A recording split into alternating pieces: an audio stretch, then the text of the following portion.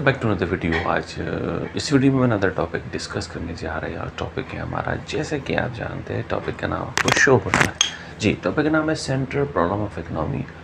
अगर हम बात करें नॉर्मली, भाई प्रॉब्लम का मतलब क्या होता है? प्रॉब्लम एक ऐसी सिचुएशन होती है जहाँ पर हम अपने काम को प्रोसीड नहीं कर पाते। प्रॉब्लम भाई सबकी लाइफ में, चाहे मेरी लाइफ में, आपकी लाइफ में, सबकी प्रॉब्लम होती है और हर इंसान की प्रॉब्लम उसके लेवल के अकॉर्डिंग होती है। स्टूडेंट के सामने प्रॉब्लम ये कि उसको पढ़ना क्या है। टीचर के सामने प्रॉब्लम ये है कि हर स्टूडेंट का नेचर अलग है, बिहेवियर उसका अलग है। तो हर बच्चे को समझाने के लिए हमें कौन सी निंजा टेक्निक अपनानी है, ये भी अपना प्रॉब्लम होती है। सो बेसिकली हम बात करते हैं सेंट्रल प्रॉब्लम इकोनॉमी, जो कि आपकी तीन तरह की होती है। एक होती है what to produce, how to produce and for whom to produce. सबसे पहले बात करते हैं what to produce. Basically what to produce की अगर हम बात करें तो व्हाट टू प्रोड्यूस में हमें सिलेक्शन करना पड़ता है गुड्स का। भाई अगर मैं एज आ प्रोड्यूसर गुड्स को प्रोड्यूस करना चाहता हूँ तो मुझे कौन सी गुड्स प्रोड्यूस करनी है। गुड्स यहाँ पे दो तरह की होती हैं, एक होती है कैपिटल गुड्स, एक होती है आपके कंज्यूमर गुड्स।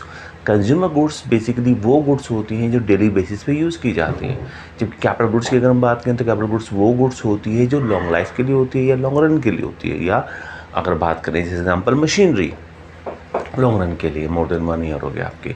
और कंज्यूमर गुड्स हो गए जो डेली बेस पे यूज़ करते हैं, लाइक ब्रेड हो गया, मोमोज हो गया, कोई भी चीज़ हम खाने पीने की बात करें। तो अब इकोनॉमी के सामने ये इशू आता है कि वो कौन से गुड्स का प्रोडक्शन करें। भाई वॉर टाइम सिचुएशन अलग है, सिंपल सिचुएशन अलग है।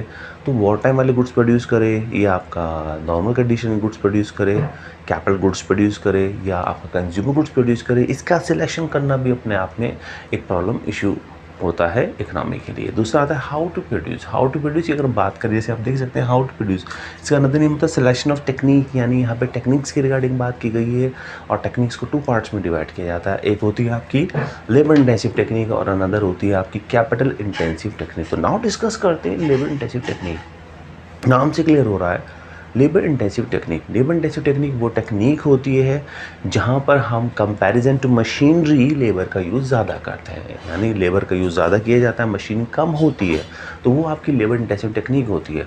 अगर हम बात करें यहाँ पे कैपिटल इंटेंसिव टेक्निक, तो ये वो टेक्निक है जहाँ पर हम मशीनरी का यूज़ ज़्यादा करते हैं और लेबर का यूज़ कम करते हैं। तो इकोनॉमी के सामने ये प्रॉब्लम आती है कि अगर वो इस टेक्निक का यूज़ ज़्यादा करती है, लेबर इंटेंसिव टेक्निक का, तो इंटरनेशनल लेवल पे जो हमें प्रोडक्शन करना है, जो रिक्वायरमेंट है कंट्री की, उसके हिसाब से प्रोडक्शन नहीं हो पाता, क्योंकि मशीनरी का जो वर्क होता है कंपैरिजन टू लेबर, वो ज़्यादा प्रोडक्शन उसमें हो जाता है, बट लेबर में नहीं हो पाता। लेकिन अगर कंट्री, ख़ास तौर से बात करें इंडिया की, इंडियन इकोनॉमी बढ़ेंगे ना, इसलिए सीधे कैपिटल इंटेंसिव टेक्निक, अगर हमारे यहाँ पर कैपिटल इंटेंसिव टेक्निक यूज़ होती है तो उस कंडीशन में बेटर है, प्रोडक्शन बेटर होगा। लेकिन सबसे मेजर इशू होगा जो है हमारी कंट्री में, अनएम्प्लॉयमेंट जी। मशीन आप ज़्यादा यूज़ करोगे तो बेरोज़गारी ज़्यादा फैलेगी, तो ये भी अपने आप में एक प्रॉब्लम क्रिएट होती है।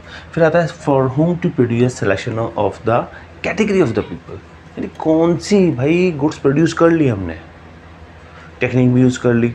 अब दिक्कत ये आती है, प्रॉब्लम ये आती है कि भाई अब हमें जो गुड्स प्रोड्यूस करनी थी वो किसके लिए करनी थी। सोसाइटी की हम बात करें, रिसर्च के लिए करनी थी या प्रोडक्ट्स के लिए करनी थी। तो इकोनॉमी की अगर पॉइंट ऑफ व्यू से बात करें, एज अ बिजनेसमैन अगर मैं प्रोडक्शन करूँगा तो मैं रिसर्च के लिए करूँगा।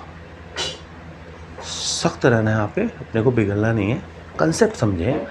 As a professional, as a businessman अगर मैं गुड्स प्रोड्यूस करूँगा, मैं चाहता हूँ मेरे प्रोडक्ट के रेट मुझे अच्छे मिले, तो रेट बेटा अच्छे जो मिलेंगे, रिसर्च से मिलेंगे, प्रोडक्ट्स नहीं पे कर पाएंगे क्योंकि उनके पास इनकम ही नहीं है, करेक्ट। और उनकी मार्जिनल प्रोपेंसिटी टू कंज्यूम, यानी कंज्यूम करने की जो कैपेसिटी होती है, प्रोपेंसिटी टू कंज्यूम जो होती है उनकी, वो क्या होती है, इसको काट देंगे फिलहाल, बेटर रहेगा जी।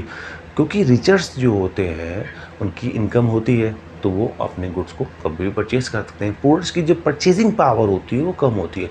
इस वजह से अगर as a business point of view से हम सोचें, बिजनेस पॉइंट ऑफ व्यू सोचें तो हम रिचर्स के लिए करेंगे, बट गवर्नमेंट है, गवर्नमेंट को करना पड़ता है वेलफेयर, मजबूरी, खाते हुए जिम्मेदारी ज़्यादा होती है। इस वजह से गवर्नमेंट रिचर्स और पुअर्स दोनों का ध्यान रखेंगे। जैसे यहाँ पर दे रखा है बेटा person distribution and functional distribution, तो इसकी भी यहाँ पर पर्सनल, अगर हम बात करें पर्सनल डिस्ट्रीब्यूशन, फंक्शनल डिस्ट्रीब्यूशन में कि डिस्ट्रीब्यूशन जो होगा वो किस तरह से होगा, तो ये एक सोचना इसके बारे में, ये स्ट्रैटेजी भी आपकी जो है अपने आप में प्रॉब्लम क्रिएट करती है। So basically central problem economy most important topic है आपका एग्जाम के पॉइंट ऑफ व्यू से, आपके एग्जाम वगैरह में बहुत इंपॉर्टेंट है, आता है। इसमें एग्जाम में क्वेश्चन आपका किस तरह से आता है, 11th क्लास की अगर हम बात बात करें तो इसमें सेपरेटली कोई एक भी प्रॉब्लम आपसे एक्सप्लेन करवा सकता है एग्ज़ाम में। गए वो ज़माने की जब तीनों कराता था, वो हमारा ज़माना हुआ करता था कि तीनों के तीनों एक्सप्लेन करने पड़ते थे। अब जो टाइम है फ़िलहाल 11th क्लास में जो इंपॉर्टेंट है, इसमें कोई भी एक भी टॉपिक आपको दे के एक्सप्लेन करा सकता है। तो आई होप आज के लिए फ़िलहाल इतना ही, मिलता है आपसे नेक्स्ट वीडियो में।